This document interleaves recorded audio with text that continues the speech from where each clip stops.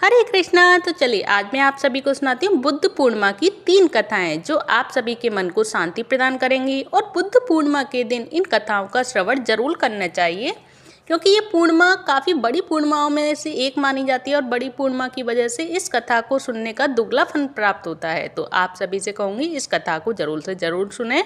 अगर नहीं आती हो तो एक दूसरे के साथ शेयर भी करें।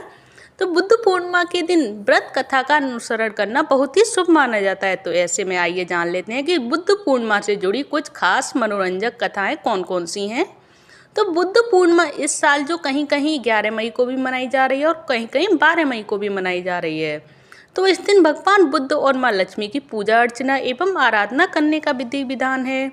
और ऐसा माना जाता है कि बुद्ध पूर्णिमा के दिन जहाँ एक और लक्ष्मी पूजन से घर में धन धान्य बढ़ता है और सुख समृद्धि का वास बना रहता है, वहीं दूसरी ओर इस दिन महात्मा बुद्ध की पूजा करने से आध्यात्मिक शक्ति बढ़ती है और व्यक्ति के ज्ञान का संचार होता है। इसके अलावा ज्योतिषाचार्य राधाकांत वत्स ने हमें बताया कि बुद्ध पूर्णिमा के दिन व्रत कथा का अनुसरण भी अवश्य करना चाहिए, जो मैं आप सभी को सुनाऊंगी।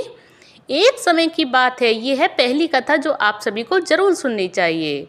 तो एक समय की बात है, धनेश्वर नाम का एक बहुत अमीर आदमी था, लेकिन उसकी कोई संतान नहीं थी। इस वजह से वह हमेशा उदास रहता था।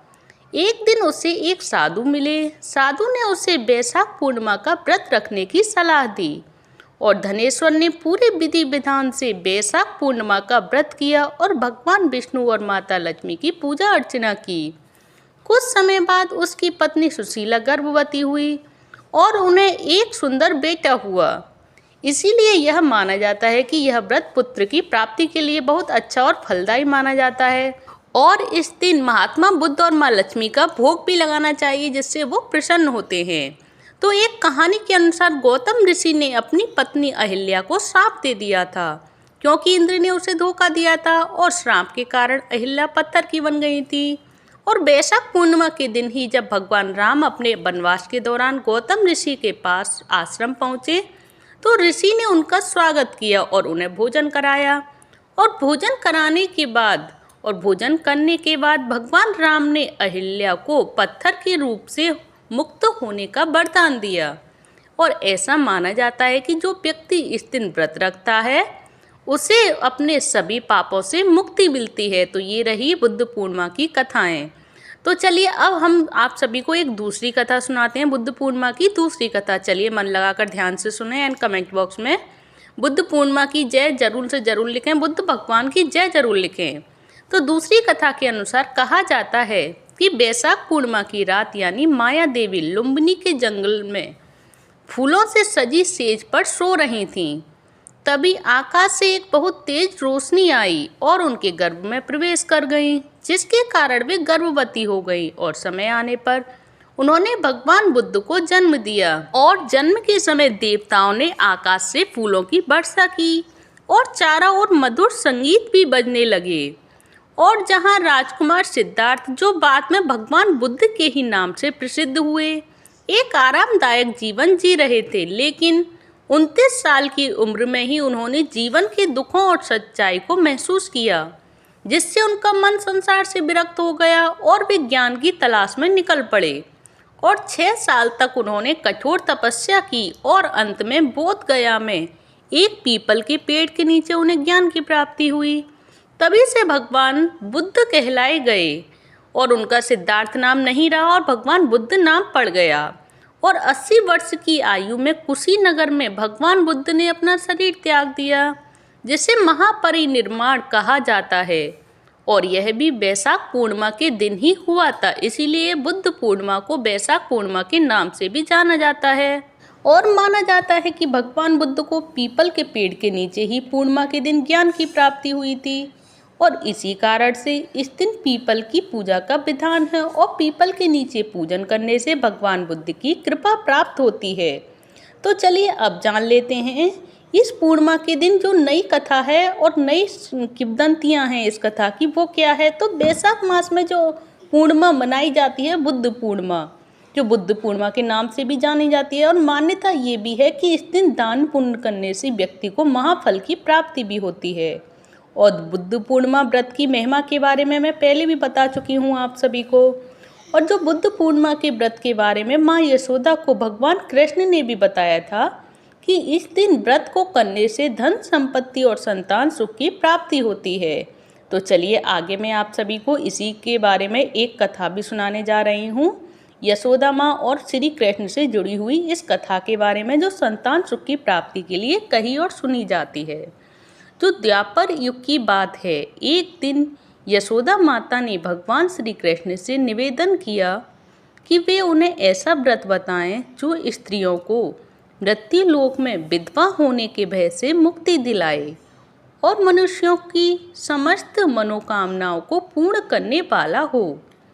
इस पर श्री कृष्ण ने उन्हें बताया कि स्त्रियों को सौभाग्य और संतान सुख प्राप्त करने हेतु 32 पूर्णिमा का व्रत करना चाहिए और यह व्रत भगवान शिव के निमित्त होता है और यह व्रत भगवान शिव की कृपा प्राप्त करने वाला, अचल सौभाग्य देने वाला और जीवन के कष्टों से हमेशा रक्षा करने वाला होता है। इसलिए बुद्ध पूर्णिमा का व्रत अवश्य रखना चाहिए। तो एक बार जो यशोदा जी ने जो जिज्ञासा प्रकट की कि इस व्रत को मृत्यु लोक में सबसे पहले किसने किया था, तब इस बात पर श्री कृष्ण ने बताया कि प्राचीन काल में पृथ्वी पर कातिका नाम की एक समृद्ध नगरी थी जहाँ चंद्रहास नामक राजा राज्य करता था।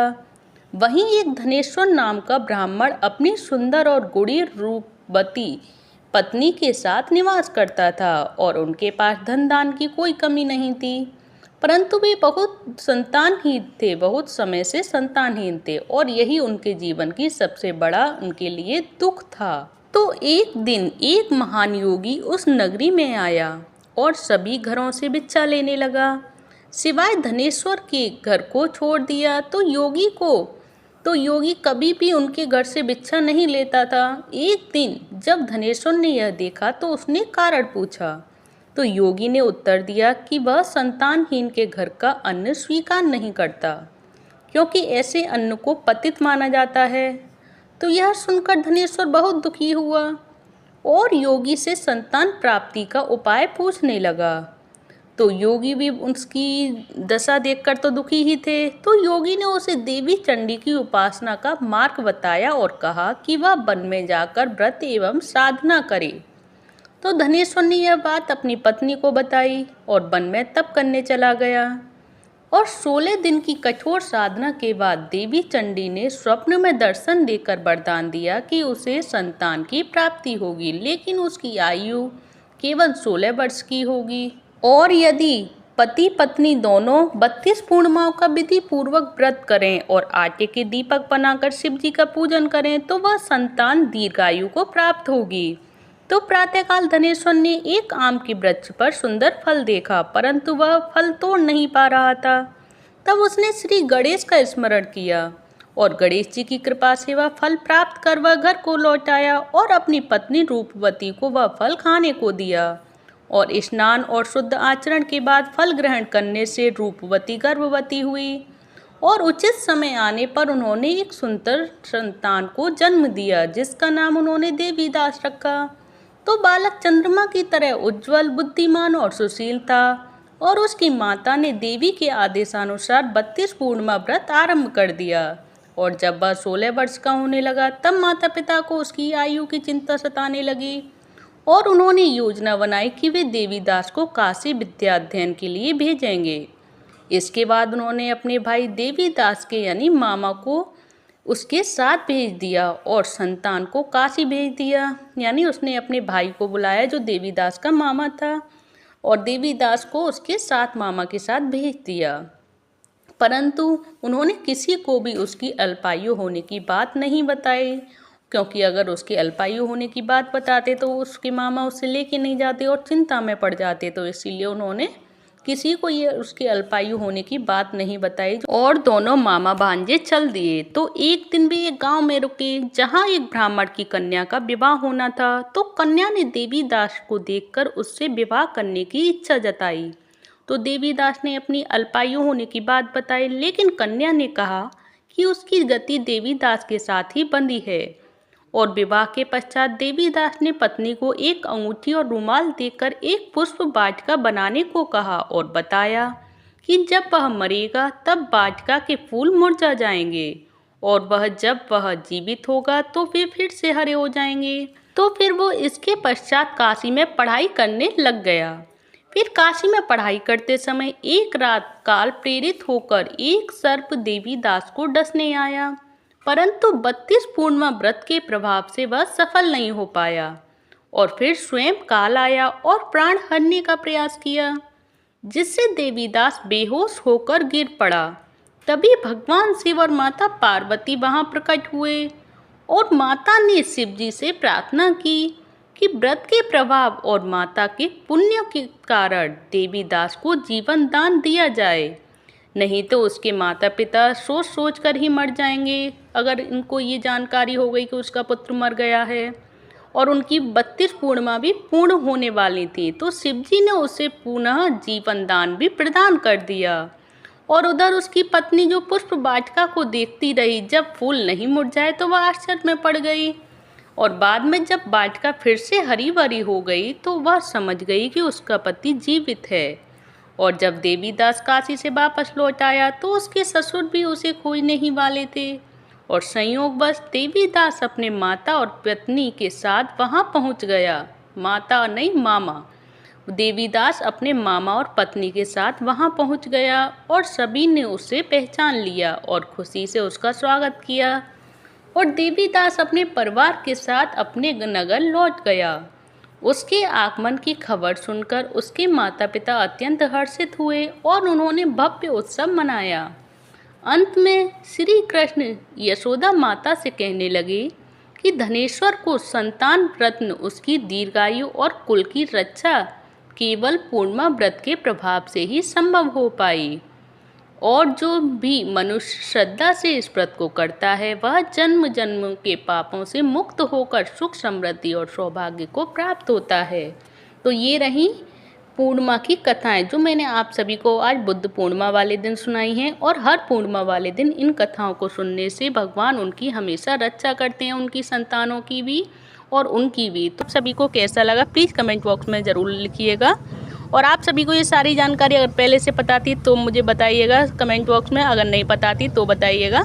और आप सभी को ये सारी जानकारियाँ कैसी लगी प्लीज़ मुझे कमेंट बॉक्स में ज़रूर बताएं। हरे कृष्ण कृष्ण कृष्ण हरे हरे, हरे राम राम राम हरे हरे। जय श्री कृष्ण चैतन्य प्रभु नित्यानंद, श्री अद्वैत गदाधर शिवासादि गौर भक्ति वृंद।